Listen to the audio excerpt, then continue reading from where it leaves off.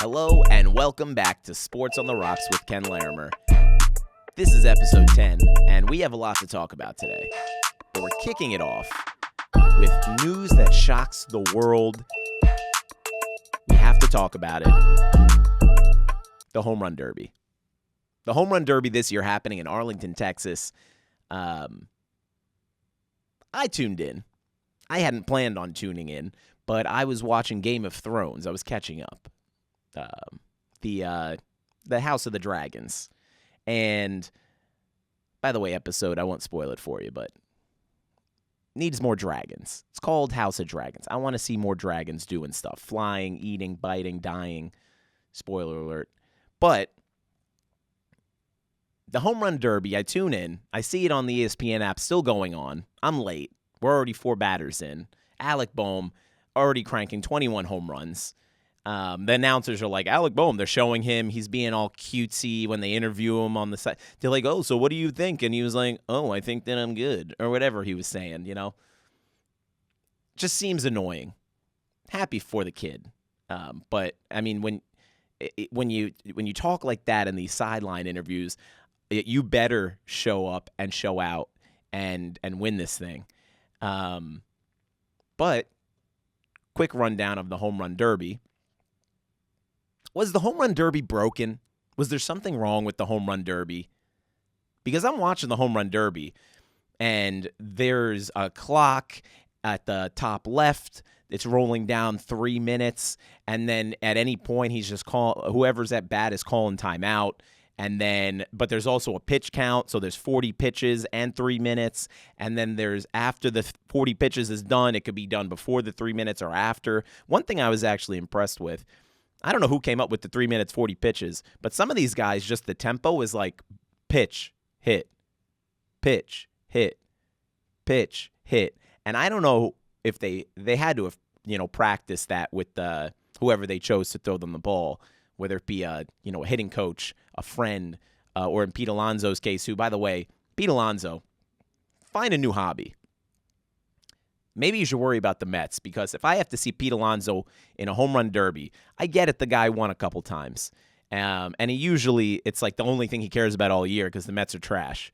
But at a certain point, you got to give it up, which, by the way, is a foreshadowing for my last call today. But Pete Alonso, get a new hobby. But back to the Home Run Derby. So 40 pitches, 3 minutes, and they get a bonus period. So it's like, how many balls do you need to hit home runs? But the tempo was great. I don't know who figured out that 3-minute, 40-pitch clock, but I hate it. I liked the idea of just giving him a certain amount of time, and you just say, hit as many home runs as you can. Give them a timeout so they don't get tired. That was easy. What was wrong with that? I didn't see any problems.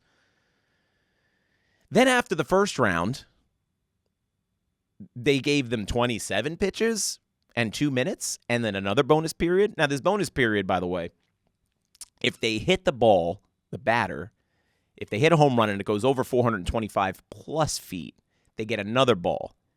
But if they don't, they only get 3 outs. So pitch, ground ball, that's an out. Pitch, tips it out, hits it wrong, that's an out. Pitch, hits it 430 feet, he's back to 2 outs. So that wasn't very confusing, but it was, obviously it gave some of the batters, like a Bobby Witt Jr. or a Teoscar Hernandez, or even a Marcell Ozuna, it would have given these guys who hit monster dongs, it would have given them a little bit of a boost. Whereas, Jose Ramirez, who had that miserable home run derby appearance last season, came out, hit lefty he's a switch hitter, so he hit lefty, and he just couldn't hit anything. He was hitting him barely over the wall, so he was not getting any bonuses. But all this to say, I'm explaining this home run derby, and what is going on? Why did we need to change all this? And I know that I feel like baseball is like grasping for strings at this point, where they're like, how do we increase viewership? And the way you increase viewership is by getting people that people fucking know in the All-Star game and in the Home Run Derby. I think the All-Star game this year is like mostly Phillies. Which I get it. They're popular. They have a great team this year, but didn't there used to have to be like a person from every team was represented? And then a lot of guys would drop out, but I don't know. Also, you can hear from my voice, I stopped caring about the All-Star game. I don't even know who won last night. That's not true. I know who won. It was the AL. Also, Ohtani hit a home run, which was expected. Ohtani's probably, I think, my number one star in MLB right now, for good reason. And probably internationally as well. But they need to do something with this All-Star game. They need to do something with the Home Run Derby that is just having the stars in it. And I feel like they're doing all these things to increase viewership and increase interest and make it more popular. And literally all you have to do is just put the popular players in it. So like this, the Home Run Derby, I look back, I was like, let's see who was in the Home Run Derby 10 years ago. And it was like Cespedes, Yasiel Puig. I haven't said his name in a long time. Aaron Judge. And it's like, obviously at the time, these guys were younger stars. So they were like, yeah, I'm trying to make my name. I'm going to do the Home Run Derby. But this year was like, I think that the best star was Pete Alonso just because he was in the Home Run Derby before. Marcell Ozuna, who, by the way, Marcell Ozuna, fan of him when he was on the Marlins, which was pre-strangling his girlfriend/wife, pre-DUI, has a great smile when he's on TV. I'll tell you that. Makes you really forget about the attempted manslaughter charges that were brought upon the court and his driving drunk when he can more than afford to call an Uber or have a friend drive for him, which I never understand. But he's in the Home Run Derby. So you're like, oh, let's get some big names in here. Let's get the guy who strangled his wife. That'll really get viewership up. Which I think is something on the left and on the right of people. I think both people can agree we're anti-strangling wives. And that's who you want representing your team in the Home Run Derby. So I can't imagine why viewership is down. But like I said, Bobby Witt Jr., Teoscar Hernandez, who's like maybe like the fourth most popular player on the Dodgers. Jose Ramirez coming back again. I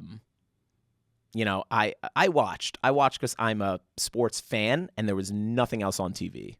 And I was unimpressed. And like I said, Pete Alonso, get a hobby. Pete Alonso is like the guy who, is still wearing his high school Letterman jacket, and he's like in his 40s. Move on, Pete Alonso. Win a World Series, Pete Alonso. How about that?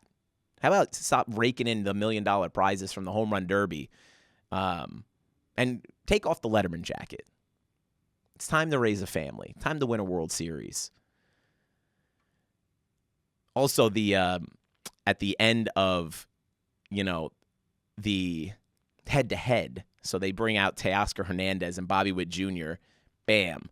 They lower the lights in Arlington. I thought it was kind of cool, as opposed to being like, all right, finals, go. They made it a big production.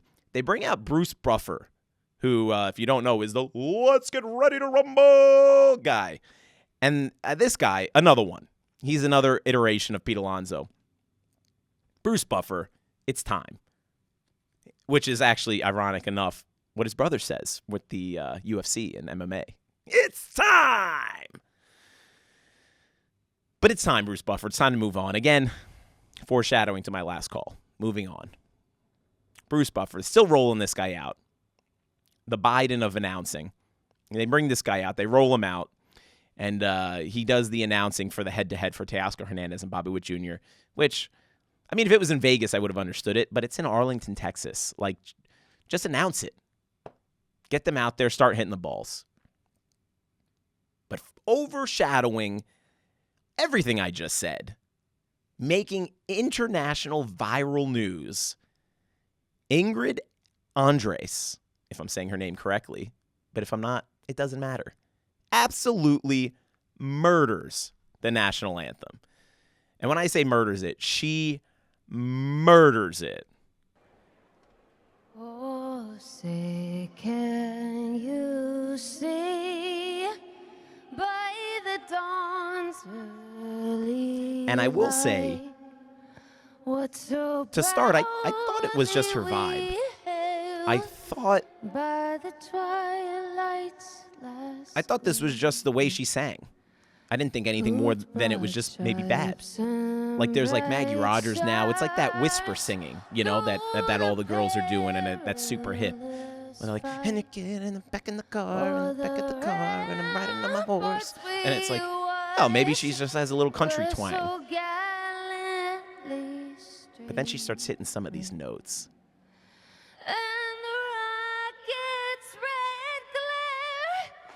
Ooh. Even the audience is like, ugh.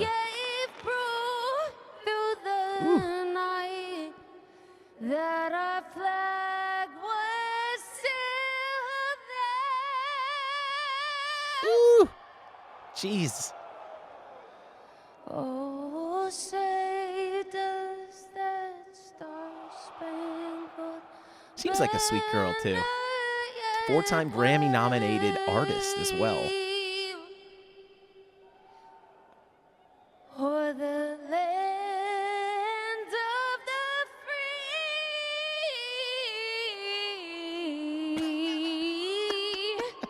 and the home of the brave. Oh, poor girl. So she comes out, she does this horrendous rendition of the national anthem in Arlington, Texas. And, you know, I'm thinking, again, this is just her style. You know, she went for it. She didn't hit it. It's the new Fergie, which if you didn't know, Fergie at I believe the NBA All-Star game gave one of the worst national anthems of all time.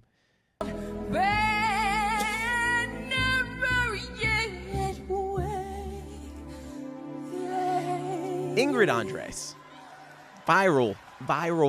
Immediately, I go on Twitter, and it's just like all the tweets are brutal. And boy, did I feel terrible when the next day she posts this. I'm not going to bullshit y'all. I was drunk last night. By the way, I love the y'all. I'm checking myself into a facility today to get the help I need.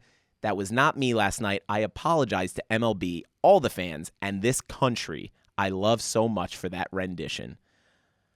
I'll let y'all know how rehab is. I hear it's super fun. XO, Ingrid. Now, I feel like this is just another case of the old, I was drunk last night, I'm checking myself into a rehab facility to get the help I need excuse after her anthem murder. But if it is true, and it isn't just a PR move, which, by the way, is the best, you know. She's going to go to rehab in Malibu. She's going to hang out. She's going to drink virgin mojitos while she gets massages, hot stone massages. And they talk about, you know, why drinking is bad and, you know, you should not drink. The, you know, rehab for the stars, which I'm sure will work. You know, she'll be California sober soon. She'll only smoke weed.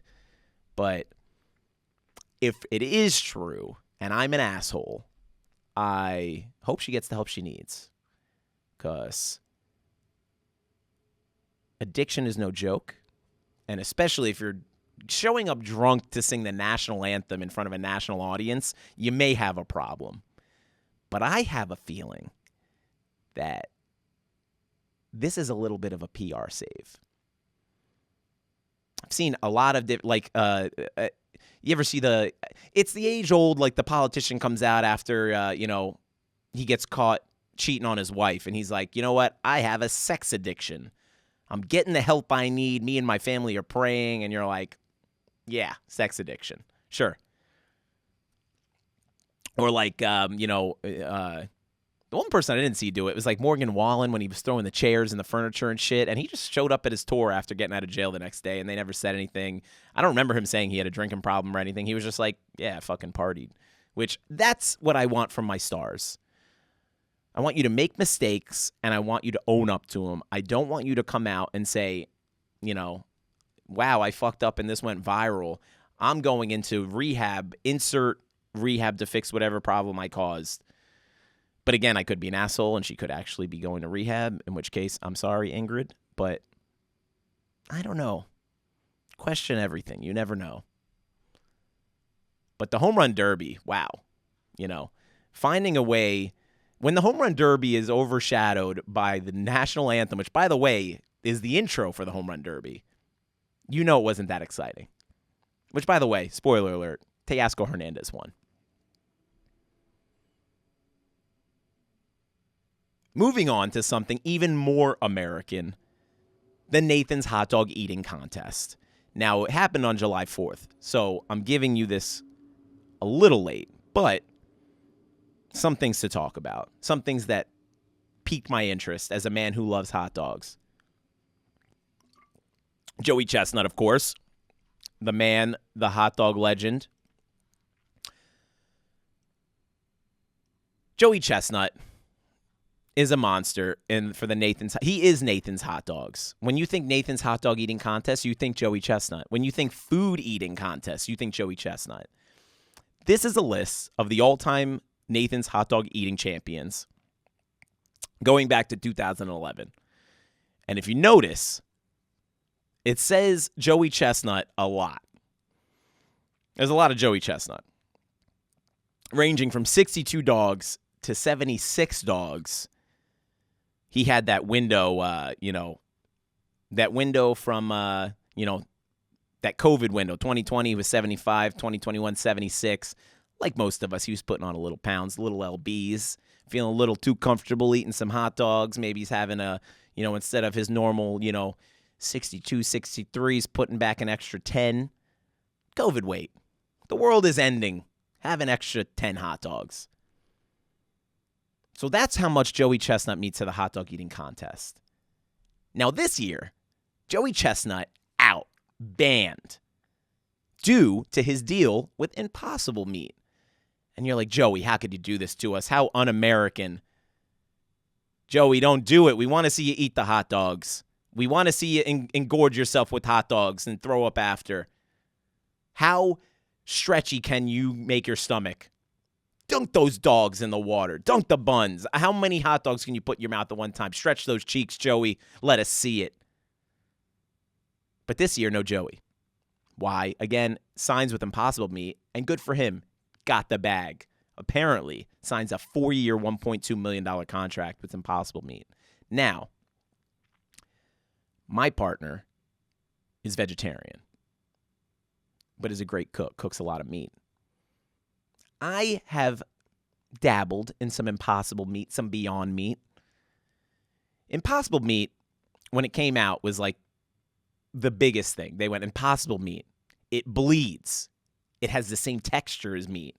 Now you go, why would I want to eat a veggie burger that looks and tastes like meat? Especially has the fake blood. That's the whole reason you don't want to eat the meat. But they're trying to draw in people who are regular meat eaters. I understand that. And I'm one of them. So I tried an Impossible Meat burger. It wasn't that bad. Honestly, I enjoyed it. Sometimes I was getting Impossible Meat burgers out as opposed to regular burgers. Didn't hurt my tummy. Don't eat a lot of red meat. But, then an article came out, and I don't even want to look it up now. I don't care to know if it's true or false. All I know is that they were promoting that there were a lab testing with rats where they only fed them Impossible Meat for like X amount of time. And they all got cancer and died. So, don't know how much truth there is to that study, as I read it a long time ago and already may have been misproven. But Joey Chestnut, now sponsored by that same Impossible Meat. So people are upset. And he's absent in this year's Nathan Hot Dog Eating Contest. And in his place, we get a slew of guys just downing dogs. Which, by the way, there's a male and a female competition. I didn't know that until this year, when I'll get to that in a second. But this year's champion, Patrick Bertoletti, who could down the most dogs, shove the most dogs into his mouth. Look at that. He is just wet, soggy buns. I like his glasses, though. I had a pair of glasses like that once. I lost them. And these guys are just downing dogs, shoving dogs in their mouth, just absolutely demolishing dogs. Look at people cheering. They're, yay, hot dogs. We love when people overeat. Capitalism, America. We love it. Oh, nice. And then they try to shove it down at the last second, so they win. This man wins with 58 dogs. 58. Now, again, we looked at that breakdown of dog eating just a moment ago, and 58 is rookie numbers. Joey Chestnut, come on. Joey Chestnut eats 58 for breakfast. 58. Joey ate 58 when he was a kid. 58. But regardless, Patrick Bertoletti, he wins this year in Joey's absence. A little lucky because there should be an asterisk behind this win. No Joey this year. But in the ladies, Miki Sudo, she wins with 51 hot dogs, sets a new record for the women's division. Absolutely insane. And she's a little lady. And you're like, where's she? Some of the guys that win, like even Joey's a big guy. He eats for a living. Patrick Bertoletti, he looks like a big guy. I'm a big guy. I can eat a lot of hot dogs. I'll talk about it in a second. But Miki Sudo, down in 51 dogs, this petite, sweet little lady, sets a new record, 51 hot dogs. Insane. And she's like the chestnut or the Kobayashi of the food eating community. Apparently, Miki Sudo just crushes the women's division wherever she's at. So, hang her jersey in the rafters. But how many hot dogs do you think you could eat? Because I was thinking about it the other day, and a few years back, I'm a Marlins / Yankees fan. Don't judge me. And I'm located in New York. And we took I had a car still at the time in New York, which is, don't even get me started. Don't have a car in New York. And took a friend at the time, and we drive out to Philly to see the Marlins play the Phillies. So long ago, Stanton was on the Marlins. Got great seats. We're sitting like right behind the third base line. Right behind the dugout, so tickets were dirt cheap. Phillies were not good at the time, nor were the Marlins. Showed up, did not know it was Dollar Dog Night. So I go to get some food and a beer, and I go, hey, I'll have a hot dog, and I'll get beer. And they go, oh, it's Dollar Dog Night. You just want one? And that sounded like a challenge. Excuse me. So I ended up having like 7 hot dogs that night, down in 7 hot dogs. And I felt so sick. Didn't throw up, champion. Didn't want to waste the $7, But 7 hot dogs was my limit. 7 hot dogs was like, I don't feel good. I need to lay down. 7 hot dogs was my number. Now, it wasn't a competition. But $1 a dog, you might as well challenge me, So I'm talking about this to somebody at a bar, having a conversation with a stranger. And I'm talking about how many dogs you think you could eat. And it's like it's him and his 2 friends, these big older guys. And they're like, I could have 14. I think I could have da-da-da. And I was like, well, I did 7. But how many chicken wings do you think you could eat? I'm thinking like, I was a bigger guy. I might have been able to put down like 20 wings. Easy. 20 wings easy. I was a bigger guy, though. Nowadays, I could probably put down like 10 10 solid GMO-sized big wings, buffalo wings. Love it. So I'm like 20 wings. These guys are like, I could have 30. Another guy's like, I could have 14. Another guy was like, I could have 40. And I'm like, you can't have 40 wings. He's like, I could eat 40 wings. I'm like, okay. So I Google it. I go, who holds the record for the most wings eaten? Because there's got to be some food competition, most wings, maybe even in Buffalo, or, for instance, Orchard Park, New York. And there, Australian James Webb sets the record in 2023 for eating. What's your guess? I'll give you a second. Nope. That's not it. I'll give you one more guess. No, not even close. 276 wings in 12 minutes. 12 minutes! 276 wings in 12 minutes. And that's 23 WPM. And for those not in the eating community, that's wings per minute. 23 wings per minute. Australian James Webb sets the record in 2023. I could, as I just said, have 20 wings. Maybe. When I was a bigger guy. 23 wings per minute, WPM. Is absolutely insane. This is what we're watching when we're watching the hot dog eating contest. You know what? Maybe we need to get the All-Star game for Major League Baseball and the Home Run Derby to communicate with the people at the Nathan's hot dog eating contest, and they could get together, and they got to figure this out. Because whatever Nathan's hot dog eating contest is doing, maybe it's just our infatuation with overeating. Maybe it's our just, on July 4th, we want to represent America the only way we know how, which is eating as many hot dogs, shoving as many cylindrical meat sacks into our mouth, and dunking wet buns into our cheeks in a timed contest. There's just nothing more American than that, and they just need to get in conversation. But the Nathan's hot dog eating contest, I was just infatuated with. Congratulations to Patrick Bertoletti, and congratulations to Joey Chestnut for getting the bag. Moving on. Just a story that caught my eye was the George Costanza bobblehead night at Yankee Stadium. Now, I'm a big Seinfeld fan. Love Seinfeld. Loved the show. Loved the story arc of George working for the New York Yankees as the assistant to the traveling secretary, and then eventually working his way up to like giving batting advice to the team and stuff. Love Seinfeld. Big Seinfeld fan.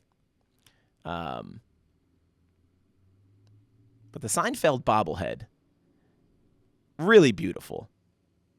Perfect. They fully encompassed the George Costanza character. It's a great bobblehead. It was supposed to be a great night. They got the Red Sox at home. By the way, they lost. Horrible. You can't lose on bobblehead night. Well, also unrelated, I went July 3rd to see the Yankees play the Reds, and I'm like, oh, they're playing the Reds. They're going to crush them. And July 3rd was fireworks night. So I'm like, I didn't really have plans for July 4th this year. Didn't know if I was going to see fireworks. So I was like, I'm going to July 3rd game. I'm catching the fireworks at the stadium. It'll probably be cool. And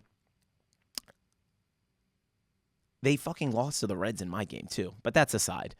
This is the time of the year the Yankees just decide they're not going to, these games aren't important. They need to make it, they crawl to the All-Star break. And then they come out and they'll play well, and then they'll crawl at the end of the season, and then we'll get the wild card and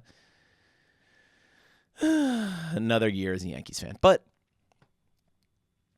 George Costanza bobblehead night at Yankee Stadium. The first 18,000 fans get a bobblehead. Now, I've gone to some of these games unintentionally, the bobblehead games, and it's crazy. People are crazy for bobbleheads. People will wait in line like they did for this George Costanza bobblehead. Almost 8,000 fans lined up over an hour before the gates open, and that day was hot. It was a hot day. It was like one of the first truly summer days. It was like 85 plus, 90 plus with humidity. There's no coverage outside of Yankee Stadium. They want you to stand there and take in the elements. And those lines don't move. They especially don't move when you show up an hour before the gates open. People wanted this bobblehead. And after the game, and even during the game, I noticed potentially for good reason, because they were listed on eBay, Facebook Marketplace, etc., for $100 to $250 to $400. Now the $400 people, they're assholes. But I saw plenty that were like $100. These are free bobbleheads. Free bobbleheads. You go in, you get them for free. If you show up with a family of 4, they give you 4 bobbleheads if you're part of that first 18,000 people. And by the way, I was talking about my story of going to bobblehead night games on accident. We're just going to a game, and they're like, it's bobblehead night. And I'm looking around like, why does everybody have a Garrett Cole Jedi bobblehead? What's going on? And it's because they gave them away pregame. And there's guys who go and they collect them, or they collect them to sell them. They're like resellers for bobbleheads. Bobblehead market, big market. You want to go down a rabbit hole, just Google like your favorite player, favorite sport, and bobblehead. And the prices will blow your mind. Talk about inflation. Bobbleflation. But listed on eBay for $100 and $200 to $250 plus for a George Costanza bobblehead. I want it, though. I want it. I'm going to get a little shelf back here for the YouTube viewers. I want to get a little, I'm going to decorate this area. This is the new studio we're at. We're here. New location. We're finally settled in a permanent location. But I would like to decorate it out with maybe some bobbleheads. I have some sports memorabilia, and I'll show that off. But I do like the white wall, though. I feel like I'm in this, I'm in this empty void where it's just me. I'm like, sports. I'm in like what's the movie with the, crying Matthew McConaughey? I don't know. I always want to say Inception, but it's not Inception. Inception's with the bending houses and the Leonardo DiCaprio. I'm getting off topic, though. But the George Costanza bobblehead, if you see one for cheap, get at me. I'm willing to spend upwards of $50 on a George Costanza bobblehead. I might do it. You know what I'm going to do? Next time I win a bet on the Yankees, I'll put a little aside for George Costanza bobblehead as a memorial. A memorial? Memoriam? Memoriam's death. Memorial is also death. I don't remember. Coincidence. But George Costanza bobblehead night. To those who stood out in the heat and got your bobblehead, congratulations. You're a winner. EA Sports College Football 2025 is taking over the world. Now, I'm not a big video game guy anymore. I don't have the time to play video games. I don't know how so many people can dedicate so much time to playing video games. I'm not judging these people. I wish I had the time to play video games. I was a big Miami Vice guy when it came out. Grand Theft Auto, I was all about. I had every gaming system of all time. I had a Sega Genesis. I had an N64 when it came out. I had a PS2. I had a PS3. I had all the Game Boys. I had a Sega handheld, for those that remember, one of the first color handheld gaming devices. I'm almost 35 years old. I don't have to. The problem is if I get a gaming system, I will dedicate too much time. I'll lose my girlfriend, I'll lose my family, I'll lose my job, but I'll be really good at EA Sports College Football 2025. It went viral. It's one of those moments where, I'm not judging anybody, but I feel super left out. I wish I cared about video games as much as people who cared about EA Sports College Football 2025. Now, I get the excitement. It's the first time the game has come out since 2014, partly because with the new NIL deals, players can now opt in to have their likeness used in the game. What are they getting in exchange? $600 and a copy of the game. What a deal. So like the third string kicker on the Mississippi State is getting $600 and a copy of the game. Good for them. But I guess they couldn't use the player's likeness, so they were like, you know what? We don't think there's enough interest in the game. We're discontinuing it. I was always a Madden guy. I was Madden. I was FIFA. Big sports guy. Grand Theft Auto, Madden, FIFA. We're going way back. James Bond, GoldenEye. But Oh, also I got one. I just pulled out of the brain. Comic Zone, for those of you who had Sega Genesis. That was a great game. They don't make games like that anymore, where you just kind of have to, it's like a very simple storyline. You're hopping through a comic. It's also an elevator game that was on Game Boy. I just remembered as well. Black and white, where you just literally it was like you went up on an elevator shaft and you just had to hop and do all the stuff on each thing. And then there would be guys on each elevator shaft, and then you have to run down the stairs. Simple games. Games that don't completely engulf your life, like it sounds like EA Sports College Football 2025 is doing. Over 700,000 online users the first day it came out, and growing. And I go on Twitter, I go online, and it's just endless people talking about it. I feel left out. I don't have a gaming system, and I don't have the time to play video games. So I'm hating from outside the club. But again, not hating. I'm proud of you guys. Anything that could bring everybody together in the sports world, I love. I love things that bring people together. And EA Sports College Football 2025 seems like it's doing just that. Sticking with college football, Mike Gundy. Mike Gundy I love. Mike Gundy, if you don't know, is the man from the famous I'm a Man, I'm 40 rant. If anybody hasn't read this article, I don't read it. This was brought to me by a mother. Mother of children. I think this is worth reading. Let me tell you why I'm talking about this article. 3/4 of this is inaccurate. It's fiction. Here's all that kid did. He goes to class. He's respectful to the media. He's respectful to the public. And he's a good kid. And he's not a professional athlete, and he doesn't deserve to be kicked when he's down. That's why I don't read the newspaper. Because it's garbage. And the editor that let it come out is garbage. Come after me. I'm a man. I'm 40. Beautiful. I'm not a kid. Write something about me. About him. Love it. Or our coaches. Fired rant. Fired up rant. Makes me Love want Mike to Gundy. puke. Feels for his kids. Loves the sport. Mike Gundy had some funny comments recently. Running back Ollie Gordon's got a DUI. Now, Ollie Gordon's looking like he's going to be a top running back draft pick in next year's NFL draft. I don't think the DUI arrest will probably affect that. This guy's for attempted murder still playing in the NFL. So, but Ollie Gordon, he's 20. Was arrested by Oklahoma Highway Patrol officers after they observed him swerving out of his lane twice and driving 82 miles per hour in a 65 mile per hour zone. Who hasn't? He refused a field sobriety test and was arrested on complaints of a DUI under 21 years of age, transporting an open container of alcohol, idiot, failing to maintain a single lane of traffic, and speeding 16 to 20 miles per hour over the speed limit, according to a police report. At the Cleveland County Jail, Gordon gave a breath sample of .11, which is over the legal limit. Now, boy, do I miss the days when this kid, especially in Oklahoma, just gets pulled over and they just drive him home. And we never hear about it, and the kid makes one mistake, and he doesn't make it again. But those days are long over. Everybody has a cell phone. Every cop has a recording device.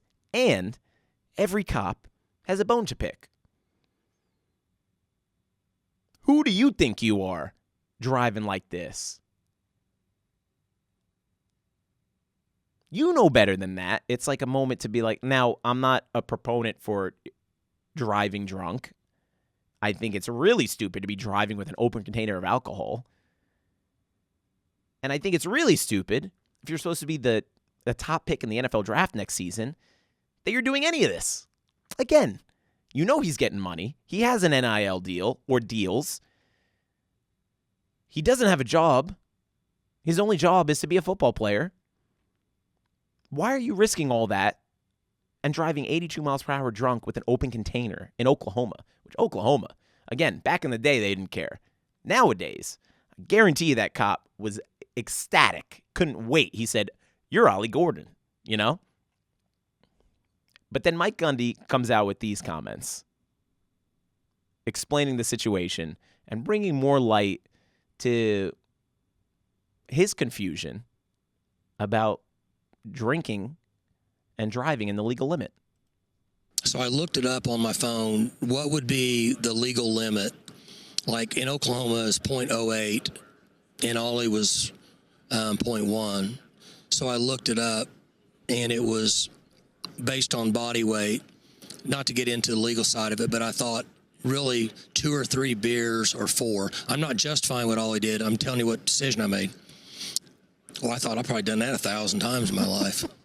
And I, it's just fine. So I got lucky. People get lucky. Ollie made a decision that he wished he could have done better. But when I talked to Ollie, I told him, I said, you're lucky you got out light because you make a lot of money to play football. Mm-hmm. Gundy almost said everything I said. But Mike Gundy makes a good point. And I express this also on my own Twitter, at KenGoAllNight, KENGO all night. And you can also follow the podcast at SportsOTRocks. I'm always tweeting out stuff that's going on in the sports world. Little takes I may have. You go to a football game, a baseball game, a hockey game, a football match, a basketball game. In America, at least, there's a lot of parking, mostly parking. When you show an above aerial picture of a stadium or an arena, it's parking. Thousands upon thousands upon thousands of spots. Some of these football stadiums hold 65 to 100,000 people. How are all these people getting there? They're driving. The majority of people are driving to sporting events. They're tailgating. They're drinking before the game, before the match. They're drinking during the match. One of the biggest sponsors of all sporting events is alcohol. When you go to a sporting event, you walk in the door, the first thing that's there is a bar. Little stands selling beers, liquor, food, but mostly liquor and beer. All these people are enjoying their time. They're getting drunk. They're watching the game. They're hanging out with friends and family. I know if I go to a game, which, by the way, I don't drive to games anymore. But if you do go, and also, I'm lucky I don't have to drive to games anymore because I'm in New York. So I can take public transportation, Ubers and Lyfts and whatever company you want to use. Very affordable, considering that you can spend $10,000 on a DUI. That includes lawyers, court fees. That number goes up and up and up. All these people are driving to the game. And how are they going to get their car home? They drive home with their kids in the car, most likely, or with people they love, their friends, their family. And all these people, I've always been amazed. So I would go to Dolphin games in Florida, right? Sometimes we had a friend who would book out a big bus, party bus, and he would throw a party with, he would get a DJ, they would order all this food, they would supply all the alcohol, and they would get everybody on the bus, and we'd pay like $50 a person. It was a great deal. And he made money, and we didn't have to drive, and we had a great time. We tailgate for like an hour and a half, 2 hours before the game. Really good deal, really good move by my friend. Not everybody has that. But afterwards, you see all the people leaving the game, and they're all tanked. Now, this is Florida, so Florida's the Wild West, but it happens in Dallas, I'm sure. It happens in Houston. It happens in California. In California, they're stabbing each other during the games and after the games, so I'm sure that's not alcohol involved. But all these people have to leave the game. How are they getting home? How are they driving their cars home? So there's this institutional acceptance that we drink and drive. There's even a number you can drink and drive at. It's under .08. Anything under .08, you're allowed to be driving. Now, what's .08? Mike Gundy makes a good point. He goes, I have 3-4 beers. I drive home all the time. He goes, I'm a big guy. That doesn't have an effect on me. But it does. I bet you if he were to blow after those 4 beers, he's probably blowing over a .08. But he's not getting arrested. He's not getting pulled over. He got lucky. And Mike Gundy even says that. But most people get lucky. But it's this weird will they, won't they. We're all going to the game. There has to be a better system of how we're all going to leave the game. And if it's not that we're all going to drunk drive after, there needs to be a better option. There needs to be a better option because it's dangerous. It risks your life. It risks the people around you's life. Nobody wants people to be drunk driving, but you got to get your car home, right? It's like the old joke in every movie and TV show. It's like, I got to get my car home. Everybody puts their keys in a bowl, and then they all leave anyway. So, unfortunately, for running back Ollie Gordon, he's 20 years old. He made a mistake. But Mike Gundy's a man. In that video, he's a man. He's 40. And he didn't know any better. And he still doesn't know any better. Because I bet you Mike Gundy goes out. Mike Gundy has 4+ beers. Now, Mike Gundy also full of shit. He's not having 3 to 4 beers. I could have 16 beers. Mike Gundy, he's a man. He's over 40. He's not having 3 to 4 beers. And he's definitely driving home. Or he's having his wife drive home. And his wife is definitely having more than 3 to 4 beers. But Mike Gundy in Oklahoma probably has he gets pulled over. They go, Mike, what are you doing? They go, we'll drive you home. Or you drive home, we'll follow you, you know? But maybe they don't anymore. I don't know. I feel like that's the old days again. But unfortunate for running back Ollie Gordon. I don't think it'll affect his draft stock. But the bigger issue, maybe one day we'll figure out how to stop everybody from drunk driving to sporting events. We're not going to solve it today. And we're not going to solve it tomorrow. But moving on, I was completely infatuated with the international soccer tournaments going on this summer. The summer of soccer. The summer of stars, as Fox would have put it. I'm rocking my USA soccer jersey. Pretty sick. I don't like the jerseys that they have. They're like that terrible microfiber material, which is great, I guess, if you're running around playing soccer. Not great if you're sitting at a bar watching the game. It is like heavy cotton, though. I'm like dripping sweat. You could probably see it on camera on YouTube, youtube.com/sportsotrocks. But summer soccer goes out with a bang. USA soccer, always disappointing. It's not our sport. It's not our sport. It could be our sport. And the reason why it's not our sport is because we don't want it to be. Fans really don't care. Networks don't promote it well because fans don't care. It's the mice on a wheel, you know? It's like fans don't care, therefore networks don't care, therefore fans don't care because they're not seeing it on the networks. I'm not one of those people. I love soccer, or football, as the rest of the world calls it. But U.S. soccer continues to be disappointing. I read an interesting take the other day that USA soccer continues to be disappointing because there's this industry of forcing out people who can't afford to play soccer. Now, I was a kid, and I played baseball. I was a kid. I was a kid back in the day, but I loved baseball. Now, I stopped playing baseball once travel leagues became the only way to continue to get better. The little leagues were fun, and then you hit a certain age, and you just are. My family could not afford to play travel baseball, do all the Cooperstown stuff. It was very expensive. So that priced out probably a lot of kids who could have been really good at baseball. I think now they offer like sponsorship programs, but those programs don't last for everybody. They last for like the kids who are really, really fucking good.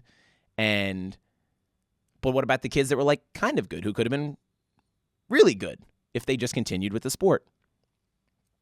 USA soccer is a very similar sport in America. I should say soccer in America is very similar, whereas the farm program for our soccer is rich kids playing travel soccer. Or, again, the same thing where, like, really, really, really, really, really good kids are offered sponsorship from other parents or from whatever team that they're trying to join that's a travel team. And basically all these travel teams just play each other, and it's this huge capitalistic market where they're just making lots of money and they're not producing talent or producing very little talent. And on the world stage, they are like every club team has like an underage team, like an under-20 team. They have a whole camp where they basically like bring these kids up from when they're very little, and they just work them and work them and work them and work them. And then some of those guys come up and are average to above average on the world stage. Very few are exceptional. Very few players are Ronaldo, Messi, you know? And USA Soccer doesn't have any of those guys because we don't grow from within. Some of our stars, Landon Donovan, Fox had him doing play-by-play, which was funny. And he even had a picture come out where like he was doing his pregame, and I guess he had a terrible like cut on the back of his head, and people were giving him shit. He had a hair transplant, and he was like, "Yeah, somebody told me that it wouldn't show up on camera, so I just went out and they lied." So good for Landon getting some hair. Also shows that I'm getting older because I remember Landon Donovan playing on USA Soccer for many, many years. I'm sweating like a hoss here. Summer in New York, dude. Holy shit. Glistening on camera on YouTube right now. If you're listening on the podcast, I am dripping sweat. My face is getting red. And we're just getting into soccer. We got to stick around. But Landon Donovan doing play-by-play. They had Clint Dempsey and Alexi Lawless on the desk for Fox. People were giving them shit. I like Alexi Lawless. He's annoying, but we don't have a lot of people that are passionate about soccer in the U.S. So it's even Clint Dempsey, Landon Donovan. Their passion is like, oh, they wish they did this. And Alexi Lawless is like giving people shit. Alexi Lawless is like yelling, wanting heads, like fire the coach. If I can find the rant online, I will put it right now in the pod, so you can listen to it. You've talked about learning from losing, okay? I think what we have learned over these cycles is that this team is not able to do anything better than is done in the past. And that hurts. That hurts to say, because that was not what was promised and not what, for many, we believed was going to happen with this team. Because if this is as good as it gets, it's not good enough. And there's plenty of excuses, but they don't matter. You can talk about opportunities. Well, we have players that are playing all over the world. Talk about playing in Europe. Well, the entire team that you saw out there plays in Europe, so it's not MLS's fault. You can talk about, the pathways and the resources that they have.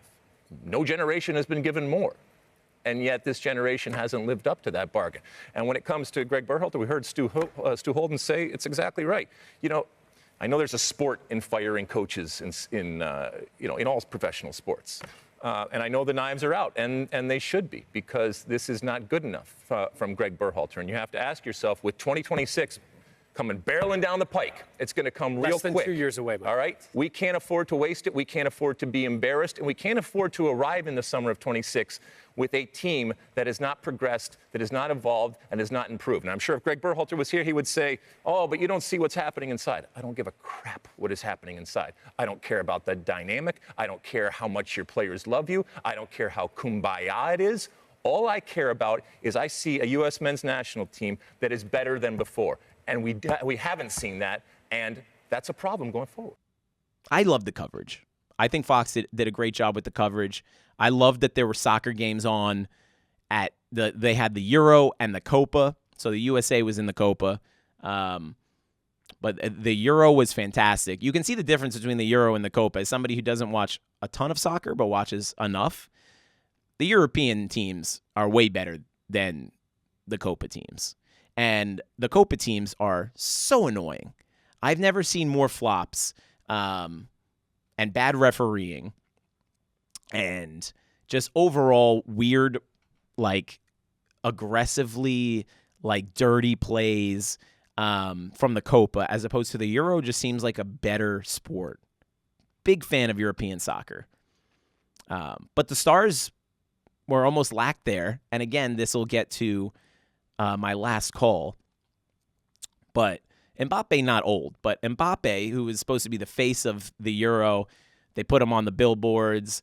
When I went and saw him play for PSG when I was in Paris for a little bit, he scored a hat trick in the game I went to. And whenever he touched the ball, you're like, oh, he's really good. He's like the best soccer player probably in the world. Which, by the way, Mbappe just transferred over to Real Madrid. So he'll have a new start, getting rid of PSG. I'll have to get a Real Madrid scarf and put away my PSG scarf because I'm an Mbappe fan, big fan of his. But he sucked in the Euro. He was trash. He was absolute garbage. And when you're a star player, you got to show up in a big tournament like that. But he had a moment where he obviously had his nose broken, the bridge of his nose, so he was wearing that cool mask. But it was a big game in the Euro, and they're hoping to move on to the next round, potentially his last game in the Euro. And he said, as they go on to, they're in extra time, so they only have to play 15 more minutes potentially in France's last Euro 2024 match of the summer, and he asked to be taken out because he was too tired. His quote was, "I asked to be taken off."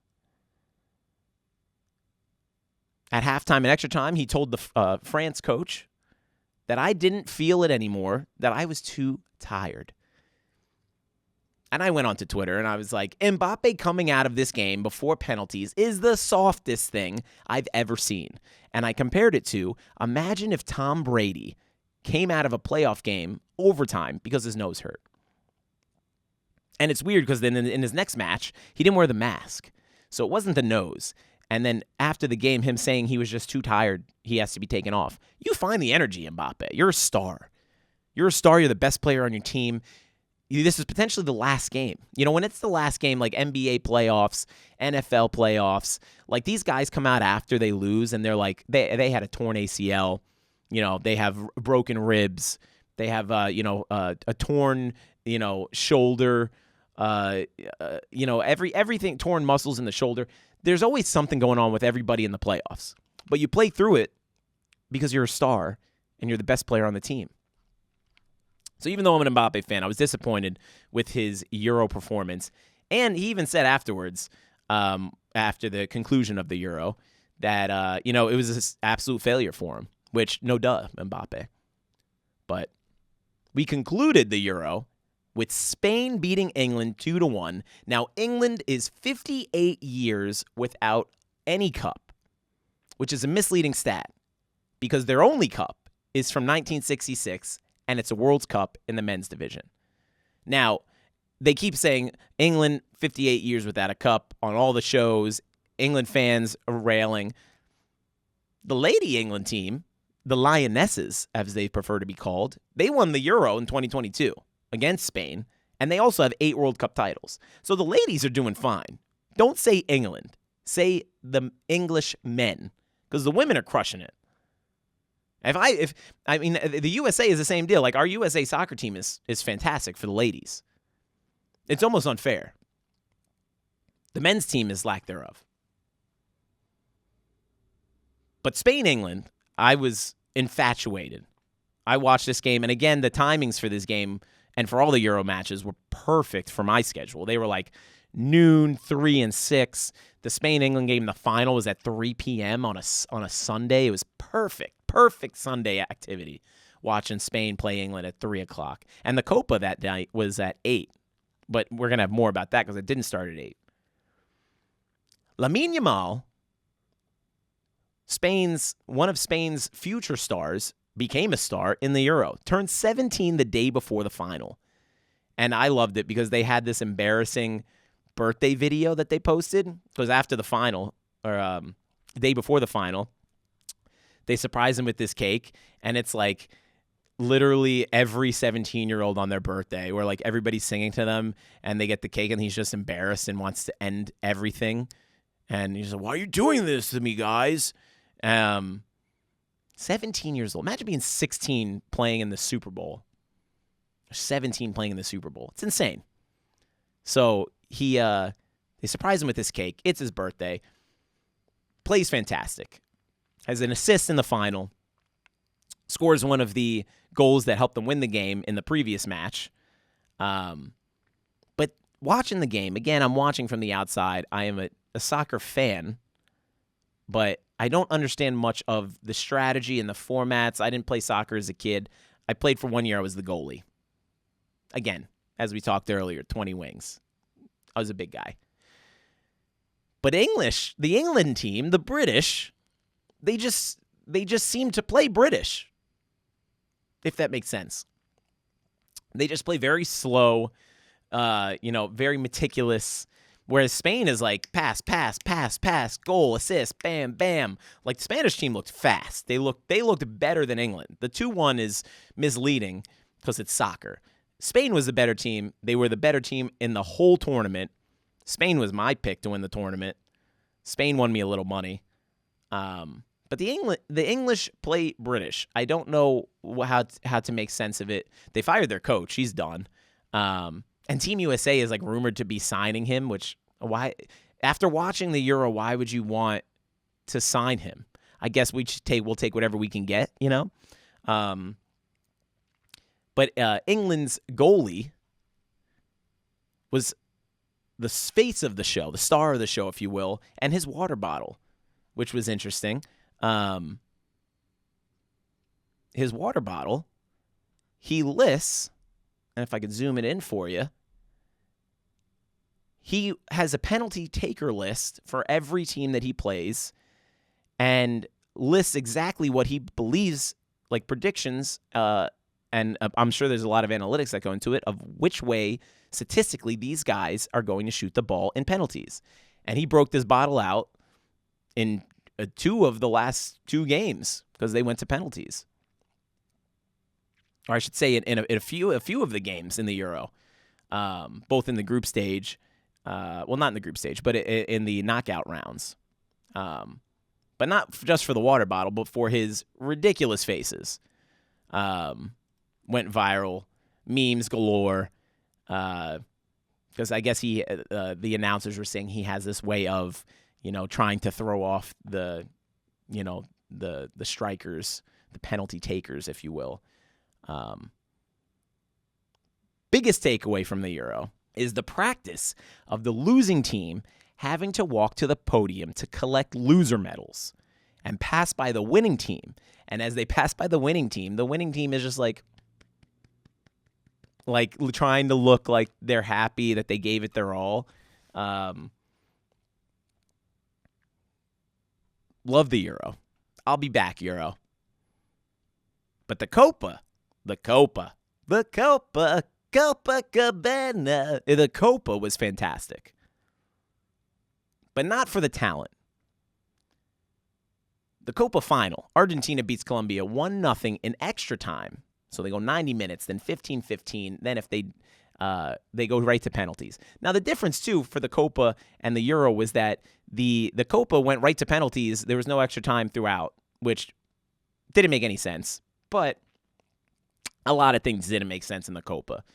The refereeing was trash. The players endlessly, if they get fouled, they're doing 17 rolls. They're holding their ankle. Then the video footage is showing that they never even were touched.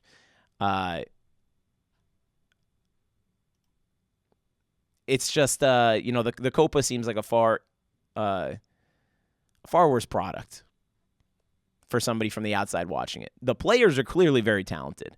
And it's like, it basically is like the NBA. It's why I don't watch a lot of NBA anymore. I'm tired of seeing the flopping. There's a lot of flopping. And Euro had a lot of rules put in place where, like, time wasting, flopping, these were all things that they tried to cut down on for this Euro. And the Copa didn't give a shit. But in this game, Shakira, halftime show, fantastic. A lot of talk about they usually get 15-minute break in between, and because it's in America and they're trying to promote the halftime, they gave 25 minutes to Shakira. Who the fuck cares? Give Shakira 25 minutes. The show is fantastic. Everybody loved the show. The one thing we learned is that Shakira, she's single now. So I think she had that divorce recently. We're watching that show. She's single. Crushing it. Still, those hips still don't lie, baby. But in the game, actually, no, hold off for the game. We're still not going to talk about the game. Before the game, Hardrock Stadium, my home stadium. Miami is still the Wild Wild West, or the Wild Wild South in a way, where I feel like, everybody's carrying a gun. Cops do whatever they want. They don't care about what anybody is doing. There's a huge melting pot of people from all over, Latin American countries and Europe, in Haiti, in Cuba, a lot of people from New York. So there's this kind of this pressure cooker of energy that's in Miami. And when Miami hosts the Copa final, it exploded. They didn't have the correct security in place to run this event. Now, afterwards, Hardrock coming out with a statement saying basically it's on CONMEBOL, or whatever the organization is that runs the Copa. So they supply the refs, they supply all the security plans and strategies and ticketing, and the Hardrock is just the venue, right? So they work in conjunction with this CONMEBOL. Fans went wild. They were one thing I'm tired of seeing broken escalators.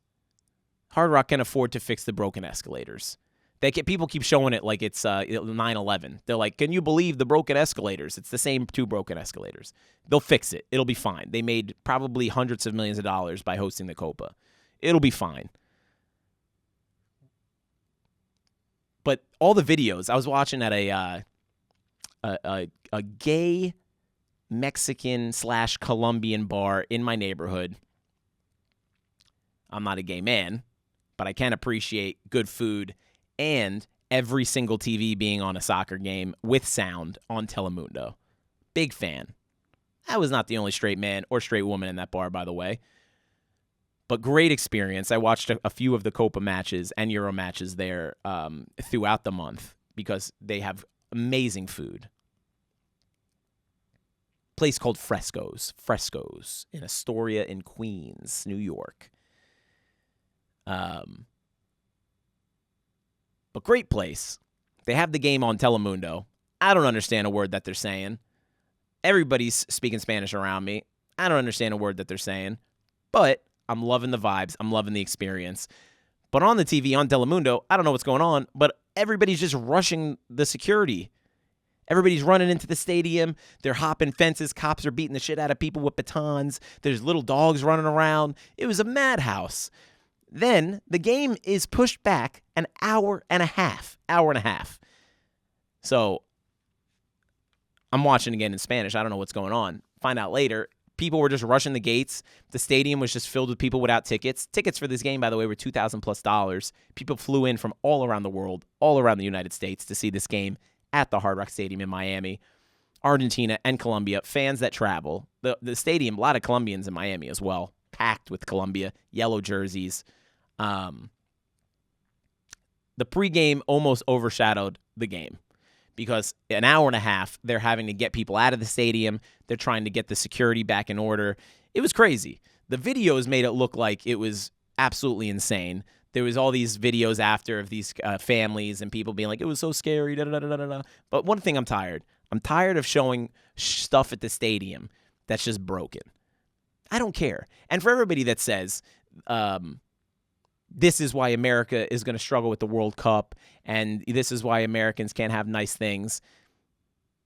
This is not an American thing. This is a soccer thing. Have you seen soccer tournaments or soccer games or soccer matches or football matches from around the world? They literally light fires in the stadium, and they kill referees when they disagree with them. Broken escalators. Give me a break. I don't give a shit about broken escalators. There just needed to be better security. And honestly, the Copa is good practice for the World Cup. But it's soccer fans. It's not that USA cannot host soccer matches. It's the people going to the games, not the games. But that's my take. But the actual game... Oh, by the way, back to the Frescoes where I was watching the game. One reason I love it, they have drag queens walking around. They have ice-cold Coronas. They have delicious fish tacos. They have fantastic empanadas. Love that place. Shout out Frescoes in Astoria, Queens. Worth the trip if you're ever in the area. But the energy at the game was wild. And the energy at all the games for the Copa were insane. it's the one thing that Copa had, other than the annoying 10 rolls every time somebody got hit in the ankle. They get hit in the ankle, they hold their head. But Messi, one of the best athletes in the world, which, by the way, we'll talk about in my last call again, another aging player who's consistently hurt. Messi rolls his ankle. He's out of bounds, and then he does 4 rolls to get back on the pitch, which seems ridiculous. But if he stays off the pitch, they can continue the game. If he comes back onto the pitch, they have to get the trainers to come out, and the game stops. So they would have been at a disadvantage if he stays off the field. So as ridiculous as it looks, there's strategy to the rolling around an injury. Takes more time off the clock. It allows players to get water. There's a lot of things that, like, it seems ridiculous in the moment, but it actually makes sense. They know what they're doing. They're great actors as well, not just great soccer players. But Messi, not acting. Because he's holding his ankle. He gets back up, and you're like, oh, another one, right? He's going to just get back up and run around. And then he just falls down shortly after, and they have to take him out of the game. And then they show him on the bench just weeping, bawling, crying. And they show his ankle, and this thing looks like a snake working down a meal. His ankle is just thick. Like, whatever he did, it was painful, and it was worth rolling 3 times and having to come out of the game because, holy shit, that looked painful. And he played on it for a little bit before he finally had to come out. And then Inter Miami, where he plays for his club now, which, by the way, just came out with these sick jerseys in retro Dolphins colors. I will be grabbing one of these Adidas Inter Miami Messi jerseys ASAP. They just came out. So fire. I love that old Dolphin color. The dark teal, dark greenish with the orange. Not the new colors, not so much. That, like, they kind of look like a kid's coloring book, like the old classic Dolphins colors. And now they have it for this Inter Miami soccer jersey. It's fantastic. But they show him on the sideline. He's crying. So he's going to be out 2 games at least, is what they say for Inter Miami. Which, to be honest, I don't care about the MLS. But I do root for Inter Miami, especially since Messi's there. And I haven't been to a game, but I have a buddy who goes, and he says the games are electric. They're fantastic. So soccer's making its way.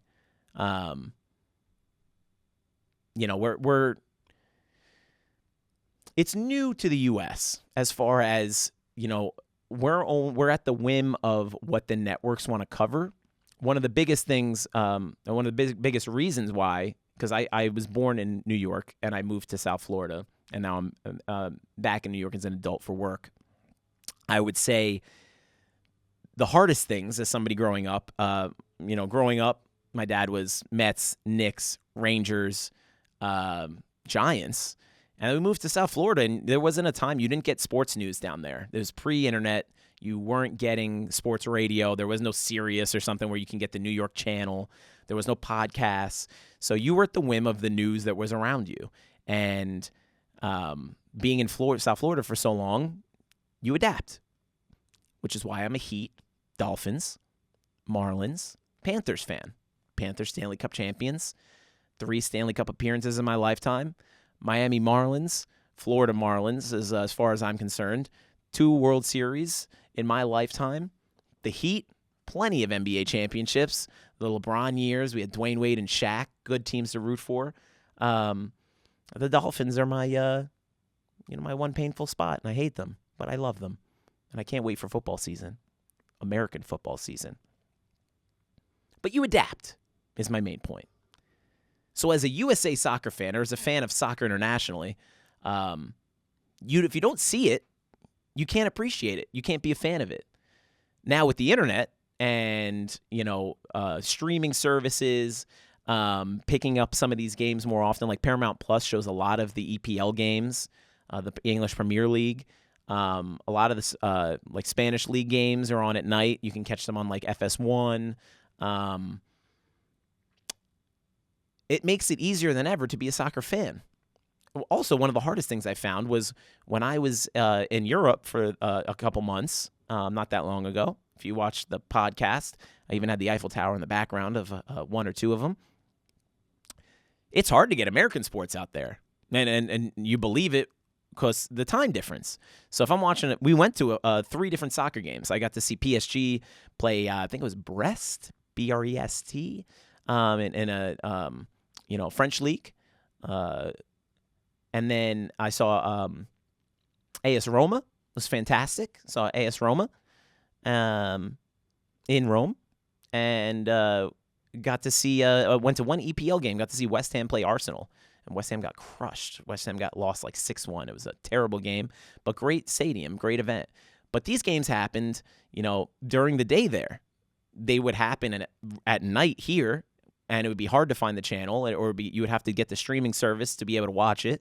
So we don't watch it here, and they're not watching American sports there, because if you're watching, Monday Night Football, I watched the Super Bowl in Europe, and I was up till 6 a.m. watching the Super Bowl. So it's impossible to watch American sports there with the time difference, and it's almost impossible to watch soccer matches internationally in America, both because of the time difference, but also because they've been hiding these games. But like I said, they're starting to make them more available.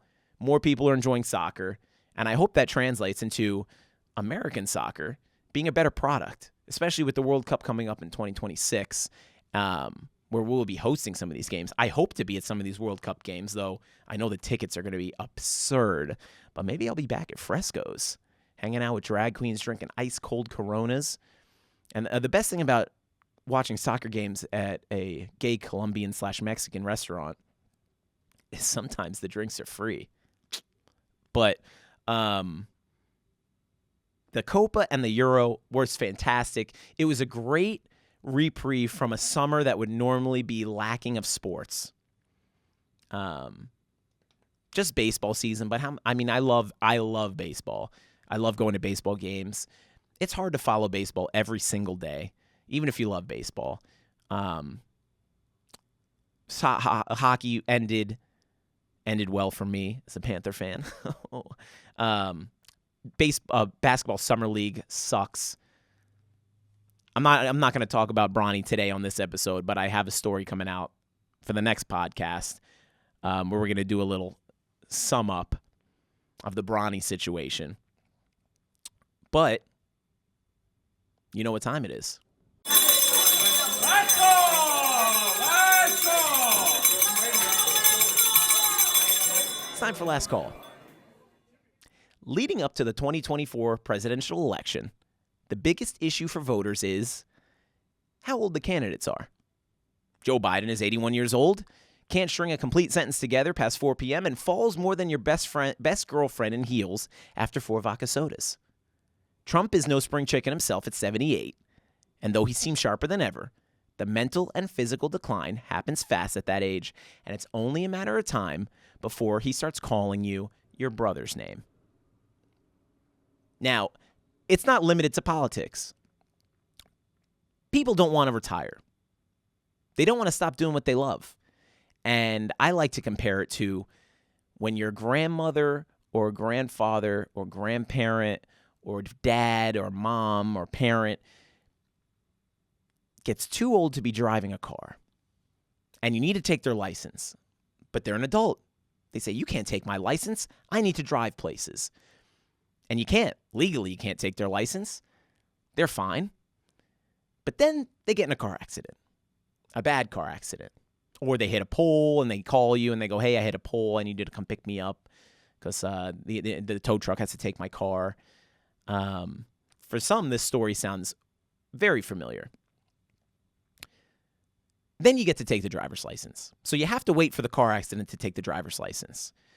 And I compare this to not just the presidential elections, but some of our sports' biggest stars.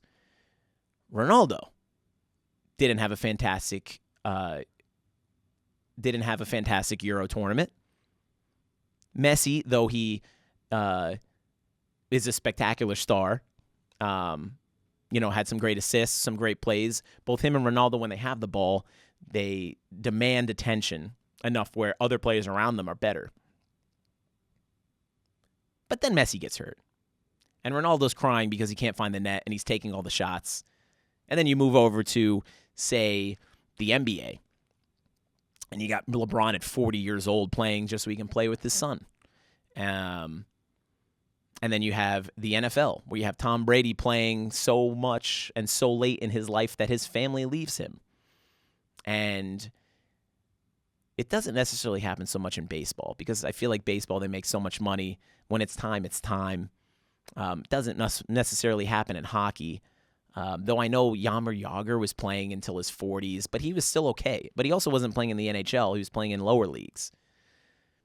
But sometimes you have to know when to hang it up. And it's something we're all talking about more than ever right now as we come up to America's 2024 presidential election. Because people want Biden to hang it up.